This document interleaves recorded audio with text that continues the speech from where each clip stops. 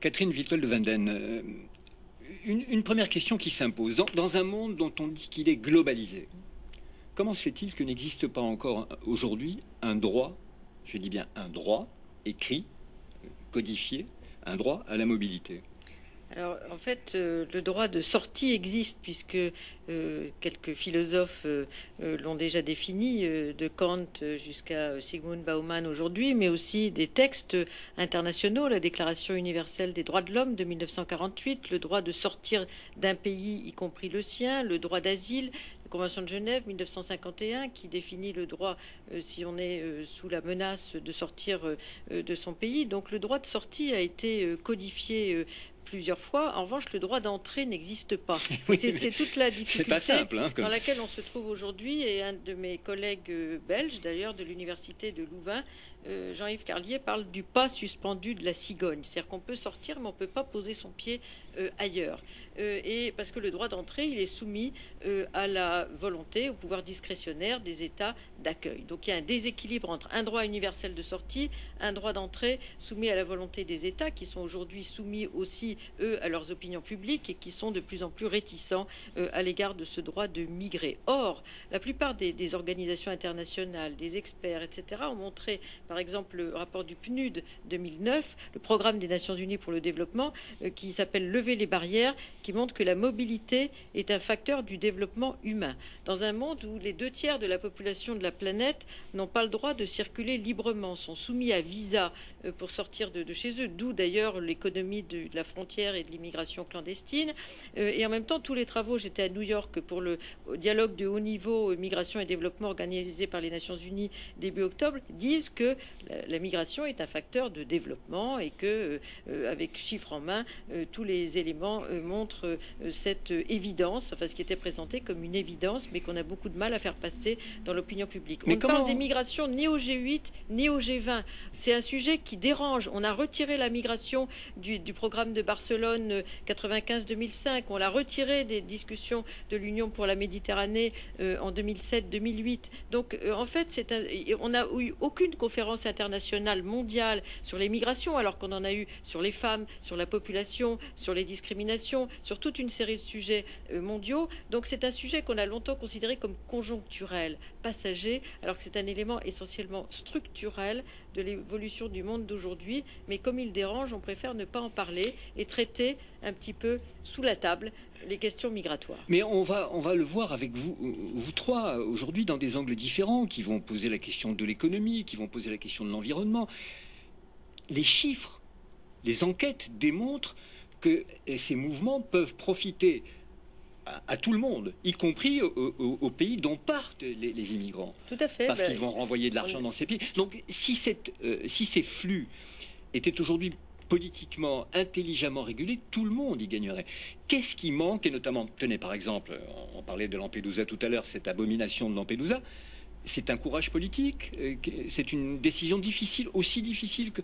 Alors, il suffit de voir François Hollande pour se rendre compte qu'en effet, ça doit lui compliquer le parcours. Mais est-ce une décision politique difficile à prendre aujourd'hui que de poser la question de l'immigration? Plusieurs éléments. Le premier élément, c'est aujourd'hui la plupart des politiques migratoires des grands pays d'immigration du monde, États-Unis, Canada, pays européens, Australie, Japon, etc., sont dominés par la dimension sécuritaire. Donc depuis les années 90 en Europe, c'est le sécuritaire qui donne le ton en matière de définition des politiques migratoires, et les pays européens, mais pas seulement, dans le monde entier, les États-Unis par exemple, sont très réticents, alors qu'il y a un processus en cours depuis près de 10 ans qui s'appelle le processus de gouvernance mondiale des migrations, qui donc propose un système de dialogue multilatéral entre pays de départ, pays d'accueil, tous les organismes qui s'occupent de migration et les organisations internationales, ONG, syndicats, patronat, etc.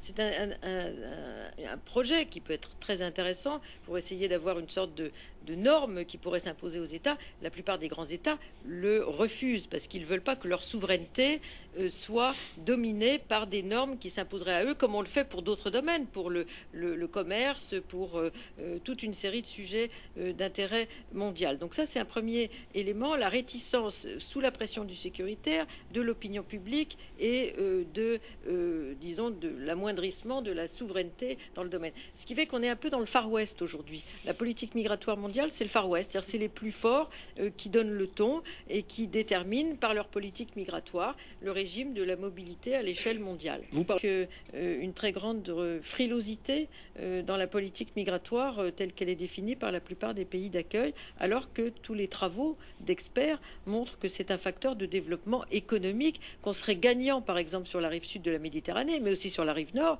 si on ouvrait davantage les flux migratoires, parce qu'il y aurait des tas d'entreprises économiques qui pourraient se créer, transnationales, s'il y avait une liberté de circulation pour un plus grand nombre de gens. Il y a un point aussi. Ça donne une vision complètement fausse. Effectivement, on va se trouver dans quelques années dans un monde où on aura autant de migrations qui vont vers le sud que de migrations qui vont vers le nord. En gros, les migrations internationales, d'après les chiffres de l'ONU d'il y a 15 jours, c'est 232 millions de migrants internationaux.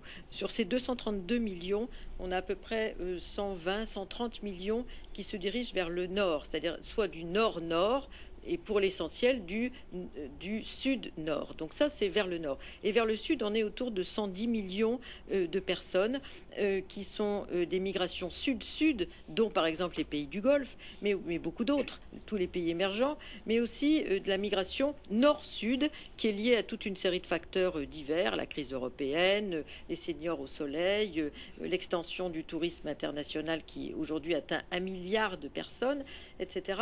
Donc tous ces phénomènes vont beaucoup modifier la vision des migrations parce que le Sud va être fortement concerné et il a un régime migratoire très différent de celui du Nord. Il y a encore 50 pays qui n'ont pas signé la Convention de Genève, par exemple, au Sud. Par exemple, la question du droit, elle se pose dans ces pays-là. Ils y sont bien, les presque immigrants. tous les pays du Sud concernés par la migration ont signé la Convention des Nations Unies de 1990 sur les droits de tous les travailleurs migrants et leurs familles, qu'aucun pays dit du Nord, c'est-à-dire Europe, États-Unis, Canada, Australie, Japon, n'a signé. Et cette convention reconnaît des droits minimums aux migrants, dont les sans-papiers, ce qui explique leur position. Donc aujourd'hui, il y a une sorte de partie de bras de fer, si j'ose dire, sur cette question nord-sud, même si beaucoup de pays du Sud, aujourd'hui, confrontés à la question migratoire, devenus des pays d'immigration, ont du mal aussi à reconnaître des droits, non pas pour leurs migrants, qu'ils défendent assez bien sur la scène internationale aujourd'hui, mais pour les migrants qui sont chez eux. Et pour moi, c'est une question, parce que finalement, l'immigré, c'est quelqu'un qui s'arrache les racines. Écoutons. Économique, touristique, climatique, politique. Qu'est-ce qui déplacera le plus les populations dans le futur? Climatique. Climatique et économique. Économique. Et ensuite climatique. En quoi beaucoup de migrants sont des réfugiés? Par misère. Par définition. Tous les migrants sont des réfugiés? À partir du moment où on parle de migration. Ici, la raison pour laquelle il migre, c'est une raison peut-être économique ou plutôt politique. Effectivement, il aura peut-être le statut de réfugié. Tous les migrants n'ont pas le statut de réfugié. Mauvaise répartition de la richesse dans ce monde. Si l'Afrique continue à être vidée de ses richesses, comme on veut que fasse la population là-bas, ils viennent récupérer quelques miettes ici.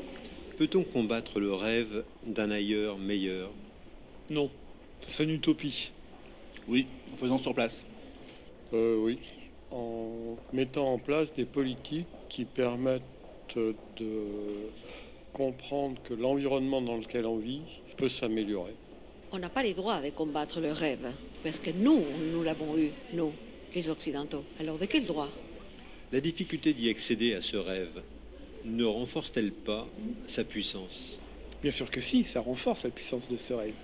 C'est le désespoir, c'est pas les rêves. Regardez ce qui se passe à Lampedusa. Vous croyez que c'est un rêve ou c'est le désespoir? Pourquoi les Africains doivent risquer de leur vie pour pouvoir manger? Parmi nous, combien de descendants d'immigrés? Plus de 40? Au moins 50%. Mon pays est tout immigré. Je suis de l'Uruguay. La France aussi. Et la France aussi. Regardez, nous en Europe occidentale, on est les peuples les plus mélangés. Il suffit de regarder la couleur de la pupille de nos yeux Les Noirs ont tous les mêmes couleurs, les Asiates aussi. Nous, c'est une palette immense des couleurs de pupilles que nous avons. Le dernier immigré doit-il toujours fermer la porte derrière lui? La question est gênante. Non, par définition, non. Oui. Je ne comprends pas le sens de la question. Nous sommes une terre d'accueil, donc pour les étrangers, nous sommes le pays de la liberté. Bien sûr que non. Pourquoi Je veux ça se dire, passe de cette façon-là? Je sais pas, mais c'est peut-être toujours les mêmes raisons qui sont en nous, c'est-à-dire la peur de l'étranger, la peur de la différence. On se souvient peu du fait que l'on a été étranger un jour? Bah oui, peut-être qu'on a envie d'oublier plus facilement pour se sentir davantage français.